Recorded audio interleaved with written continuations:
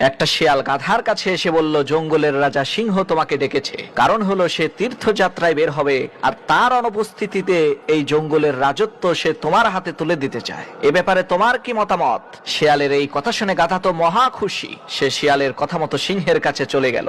সিংহ তো গাধাকে দেখা মাত্রই তার উপরে আক্রমণ করে বসলো। এদিকে সিংহের আক্রমণ থেকে কোনো ক্রমে প্রাণ বাঁচিয়ে সেই গাধাটা পালিয়ে গেল। তখন সেই শিয়াল গাধার কাছে এসে বলল, আরে বেয়াকুব, তুই সিংহের কাছ থেকে পালিয়ে আসলি কেন? তখন সেই গাধা বলল, আরে ভাই, তুমি না বললে সে আমাকে রাজা বানাবে, কিন্তু সে তো আমার কান খেয়ে ফেলেছে। তখন সেই শিয়াল বলল, আরে বেয়াকুব, সে তো তোমার কান খায় নাই, তোমার কান ছোট করেছে। কেননা তোমাকে যে রাজ মুকুটটা পরানো হবে সেটা তো তোমার এই লম্বা কানের জন্য মাথার মধ্যে ফিট হবে না। শিয়ালের এই কথা শুনে গাধা আবার সেই সিংহের কাছে চলে গেল। সিংহ আবার সেই গাধার উপরে হামলা করলো। এবার ওই গাধাটা কোনো ক্রমে প্রাণে বেঁচে গেল। তখন সেই শিয়াল বলল, আরে গাধা, তুই তো সত্যিই গাধা, তুই শুধু সিংহের কাছ থেকে পালিয়ে যাস কেন?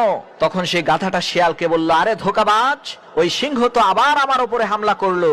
রাজমুকুট পরানোর জন্য না হয় সে আমার কানটা ছোট করেছে, এইবার তো সে আমার লেজটা খেয়ে ফেললো, লেজের মধ্যে আবার কোন মুকুট পরাবে? তখন সেই শিয়াল বলল, আরে মূর্খ, তুই যখন রাজ সিংহাসনে বসবি তখন তো এই লেজের কারণে তোর সমস্যা হবে, এই কারণেই তো তোর লেজটা ছোট করা হয়েছে। গাধা বলল, ও আচ্ছা, এই ব্যাপার ছিল, ঠিক আছে, কোনো সমস্যা নাই। গাধাটা আবার সেই শিয়ালের কথায় সিংহের কাছে চলে গেল, কিন্তু এইবার আর রেহাই পেল না। সিংহ ওই গাধাটার সর্বনাশ করে ফেললো। গাধার মাংস খেতে খেতে সেই সিংহটা শিয়ালকে বলতে লাগলো, কিরে ভাই, এই গাধাটার সমস্ত শরীর, প্রত্যেকটা অঙ্গ প্রত্যঙ্গ আমি এক এক করে খেয়েছি, কিন্তু দুঃখের বিষয় তার মস্তিষ্কটা আমি খুঁজে পেলাম না। তখন শিয়াল হেসে বলল, আরে রাজা মশাই, এই অশিক্ষিত মূর্খের কাছে তো মস্তিষ্ক ছিলই না।